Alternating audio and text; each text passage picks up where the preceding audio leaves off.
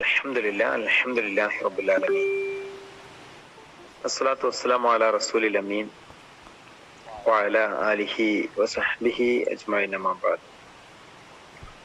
റബ്ബി ഇശ്റഹ് ലി സദ്രി വയസ്സിർ ലി അംരി വഹ്ലുൽ ഉഖ്ദതം മിൻ ലിസാനി യഫ്ഖഹു ഖൗലി. അല്ലാഹുമ്മ ജഅൽ യൗമനാ ഹാദാ ഖൈറൻ മിൻ അംസിനാ വജഅൽ ഗദനാ ഖൈറൻ മിൻ യൗമിനാ. അല്ലാഹുവേ, ഇന്നലെയേക്കാൾ നല്ല ഒരു ഇന്നിനേക്കാൾ നല്ല ഒരു നാളെ ഞാൻ നിന്നോട് ചോദിക്കുന്നു. അള്ളാഹു നമ്മെ എല്ലാവരെയും അനുഗ്രഹിക്കുമാറാവട്ടെ. അള്ളാഹുവിന്റെ തൃപ്തി ആഗ്രഹിച്ചുകൊണ്ട് മനുഷ്യർ ചെയ്യുന്ന ഏതൊരു കർമ്മത്തിനും വലിയ പ്രാധാന്യമുണ്ട്. എന്നാൽ മുൻഗാമികളായ ആളുകൾ കൂടുതൽ പ്രാധാന്യം നൽകിയിരുന്നത് ഖുർആനിനായിരുന്നു. ദുനിയാവിൽ ഖുർആൻ പാരായണം ചെയ്തിരുന്നത് പോലെ ഖുർആൻ പാരായണം ചെയ്ത് സ്വർഗീയ ഉന്നതികളിലേക്ക് ഉയരാൻ ഭാഗ്യം ലഭിക്കുന്ന ആളുകളെ കുറിച്ച് നബി തിരുമേനി സല്ലല്ലാഹു അലൈഹി വസല്ലം നമ്മെ പഠിപ്പിക്കുന്നുമുണ്ട്. നമുക്ക് ജീവിതത്തിൽ ഒഴിച്ചുകൂടാൻ പറ്റാത്ത പലതും ഉണ്ടാവാറുണ്ട്. ഇപ്പൊ ഉദാഹരണത്തിന് മൊബൈൽ ഫോൺ, വാഹനം, കണ്ണട, ഇതൊക്കെ മനുഷ്യരുടെ പലരുടെയും ജീവിതത്തിൽ ഒഴിച്ചുകൂടാൻ പറ്റാത്ത ഒന്നാണ്. എന്നാൽ വിശുദ്ധ ഖുർആൻ ഒഴിച്ചുകൂടാൻ പറ്റാത്ത ഒന്നായി നമ്മുടെ ജീവിതത്തിൽ അനുഭവപ്പെടേണ്ടതില്ലേ? പലരുടെയും കൂടെ ഇരിക്കുമ്പോ, പലരോടും സംസാരിക്കുമ്പോ നമുക്ക് ചില അനുഭൂതികള്, സന്തോഷങ്ങൾ ലഭിക്കാറുണ്ട്. സഹാബത്ത് വിശുദ്ധ ഖുർആനുമായി ബന്ധപ്പെട്ട് അവരുടെ സമയം ചിലവഴിക്കുമ്പോഴായിരുന്നു ഏറ്റവും കൂടുതൽ അവർ സന്തോഷം അനുഭവിച്ചിരുന്നത്. നിർവചിക്കാൻ കഴിയാത്ത ഒരനുഭൂതി നമുക്കും ലഭിക്കേണ്ടതില്ലേ? വിശുദ്ധ ഖുർആനെ പറ്റി എപ്പോഴെങ്കിലും നമുക്ക് ഇങ്ങനെ തോന്നിയിട്ടുണ്ടോ? അല്പമെങ്കിലും ഖുർആൻ ഓതാതെ കിടന്നുറങ്ങുന്ന രാത്രി നമുക്ക് അസ്വസ്ഥത ഉണ്ടാക്കാറുണ്ടോ? ഒരു വിശ്വാസി ഏറ്റവും ചുരുങ്ങിയത് ദിവസത്തിൽ 3-4 പേജെങ്കിലും, വേണ്ട 2 പേജെങ്കിലും പാരായണം ചെയ്യുന്നവൻ എന്ന നിലയിൽ ഖുർആനുമായി ബന്ധം സ്ഥാപിക്കാൻ കഴിയേണ്ടതില്ലേ? ഖുർആൻ പാരായണം കേൾക്കുക എന്നത്, പലപ്പോഴും നമ്മൾ പാട്ട് കേൾക്കാറുണ്ട്, പലതും കാണാറുണ്ട്, അതിൽ നമുക്ക് ചില ആസ്വാദനങ്ങൾ ലഭിക്കും.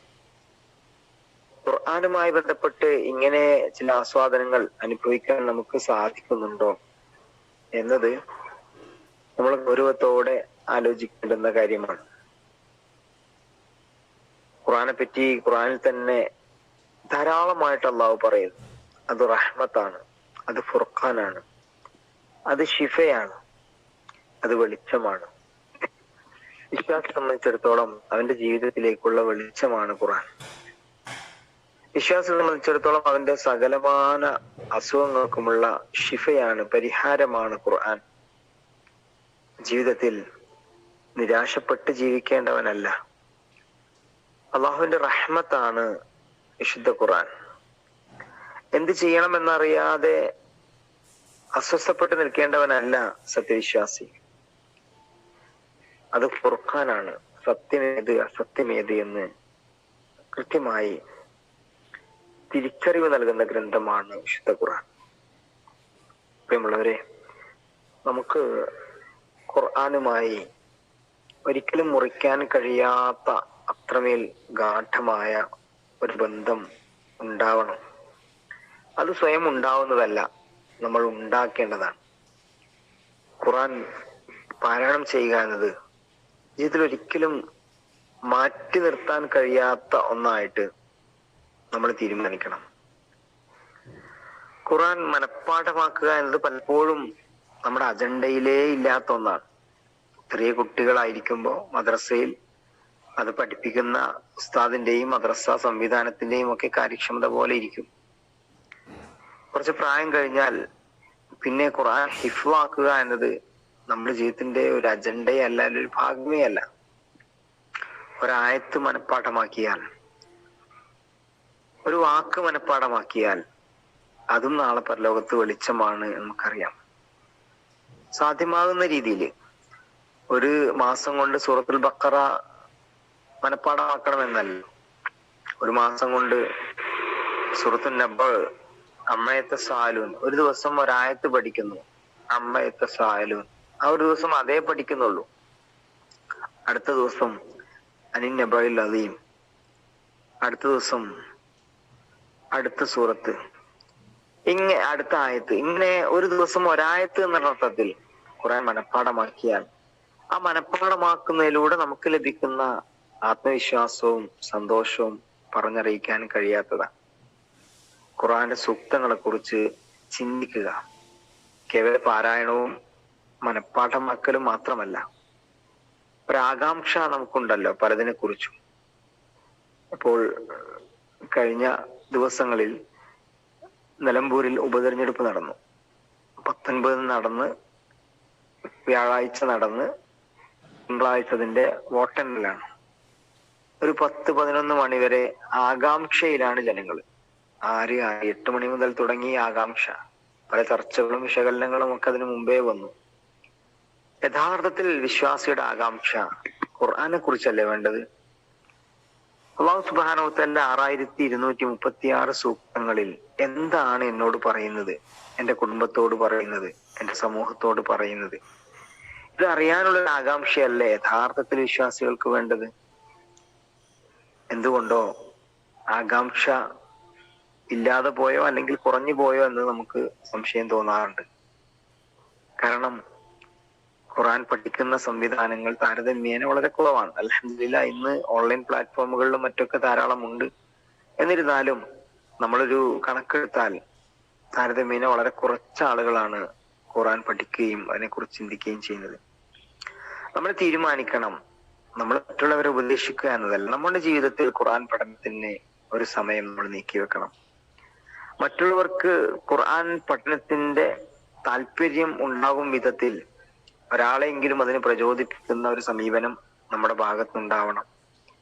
ഒരാൾ ഖുർആൻ പഠിച്ചാൽ, ഖുർആന്റെ ആശയങ്ങൾ മനസ്സിലാക്കിയാൽ, അത് മറ്റൊരാളിലേക്ക് കൂടി അതിന്റെ സന്ദേശങ്ങൾ പകർന്നു കൊടുത്താൽ അതിലൂടെ ലഭിക്കുന്ന പ്രതിഫലം നിർവചിക്കാൻ കഴിയാത്ത അത്രമേൽ വലിയ പ്രതിഫലമുള്ള കാര്യമാണ്.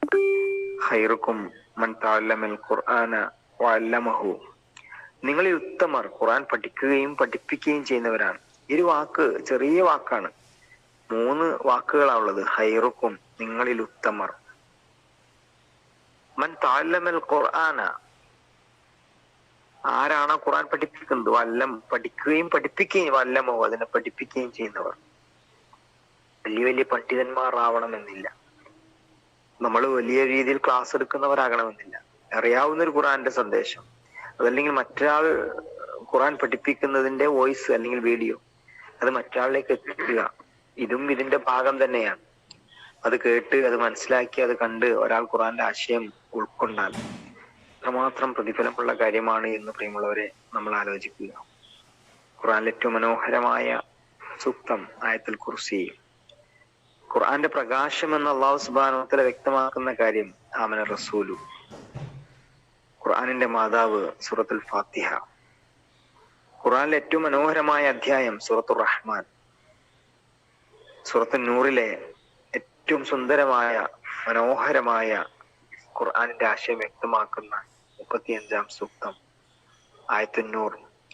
ഇതൊക്കെ പഠിക്കുകയും കേൾക്കുകയും അതിന്റെ ആശയങ്ങളൊക്കെ മനസ്സിലാക്കുകയും ചെയ്യുമ്പോൾ നമ്മുടെ ജീവിതത്തിൽ ഇതുവരെ നേടിയിട്ടില്ലാത്ത വലിയ ഒരു സമ്പാദ്യം, നേട്ടം നേടിയതായിട്ട് നമ്മുടെ മനസ്സിൽ നമുക്ക് ഫീൽ ചെയ്യും. ഇങ്ങനെ ഖുർആനെ കുറിച്ച് ചിന്തിക്കാനും ഖുർആൻ പാരായണത്തിനും ഖുർആൻ മനഃപ്പാഠമാക്കുന്നതിനും ഖുർആൻ പഠിക്കുന്നതിനുമൊക്കെയുള്ള ഒരു പ്രചോദനം, ഒരു പ്രോത്സാഹനം, ഒരു തീരുമാനം ഒരു പുതിയ ഹിജ്റ വർഷത്തിൽ നമുക്കുണ്ടാവണം. നമ്മൾ മുഹറം മാസത്തിലാണ്. ഓരോ ദിവസവും ഇങ്ങനെ ഇങ്ങനെ കഴിഞ്ഞു പോയാൽ പോരാ. ഇന്നലേക്കാൾ നല്ല ഒരു ഇന്ന്, ഇന്നേക്കാൾ നല്ല ഒരു നാള്. ഇതാണ് ഒരു വിശ്വാസിയുടെ സ്വപ്നം, ആഗ്രഹം എന്ന് പറയുന്നത്. അദ്ദുന്യ മസ്റഅത്തുൽ ആഖിറ. ദുന്യാവില് പരമാവധി സമ്പാദിക്കാനല്ല, വീട് കുറച്ചും കൂടെ വലുതാക്കണം, വാഹനം ഇപ്പോഴതൊന്ന് മാറ്റണം, സൗകര്യങ്ങള് ഇപ്പോഴത് കുറച്ചും കൂടെ, ഇങ്ങനെയുള്ള പലപ്പോഴും ആളുകൾ ചിന്തിക്കാറുള്ളത്. വീട് പണി എന്ന് വെച്ചാൽ ഒരിക്കലും തീരാത്ത പോലെ എന്ന് പലരുടെയും വീടിനെ കുറിച്ച് പറയാറുണ്ട്. കഅബയിലെ പണി പോലെ. വാഹനത്തെ കുറിച്ചും അങ്ങനെ പുതിയ മോഡൽ മാറുമ്പോൾ മൊബൈൽ ഫോൺ അങ്ങനെ മാറുന്നതിനനുസരിച്ച് നമ്മൾ മാറ്റിക്കൊണ്ടിരിക്കുന്നു. ദുനിയാവിനെ കുറിച്ച് മാത്രം ചിന്തിക്കുകയും ആലോചിക്കുകയും ചെയ്യുക എന്നതല്ല, അതിന് അതിൻ്റെതായിട്ടുള്ളൊരു പ്രാധാന്യം മാത്രം നൽകുക. അതിനപ്പുറത്തേക്ക് പരലോകത്തേക്ക് നേടിയെടുക്കാനുള്ള സമ്പാദ്യം എന്ത് എന്നതിനെ കുറിച്ച് ആലോചിക്കുകയും അതിനു വേണ്ടിയിട്ട് നമ്മുടെ സമയത്തെയും ബുദ്ധിയെയും പ്രയോജനപ്പെടുത്തുകയും ചെയ്യുക എന്നതാണ് വിശ്വാസികളുടെ നിലപാട്. അല്ലാഹു സുബ്ഹാനഹു വ തആല ആ നിലക്ക് നമ്മെ എല്ലാവരെയും അനുഗ്രഹിക്കുമാറാവട്ടെ. സമയത്തെ, ജീവിതത്തെ ഏറ്റവും ഫലപ്രദമായി പ്രയോജനപ്പെടുത്താൻ അള്ളാഹു നമുക്ക് എല്ലാവർക്കും തൗഫീഖ് നൽകി അനുഗ്രഹിക്കുമാറാവട്ടെ. വിശുദ്ധ ഖുർആൻ ഏറ്റവും നന്നായി പഠിക്കാനും അതിനെക്കുറിച്ച് ചിന്തിക്കാനും അതിന്റെ ആശയങ്ങൾ ഉൾക്കൊണ്ടുകൊണ്ട് ജീവിക്കാനും അള്ളാഹു നമ്മെ എല്ലാവരെയും അനുഗ്രഹിക്കുമാറാവട്ടെ. അല്ലാഹുമ്മ റബ്ബന ആതിനാ ഫിദ്ദുനിയ ഹസന വഫിൽ ആഖിറതി ഹസനതൻ വഖിനാ അദാബന്നാർ.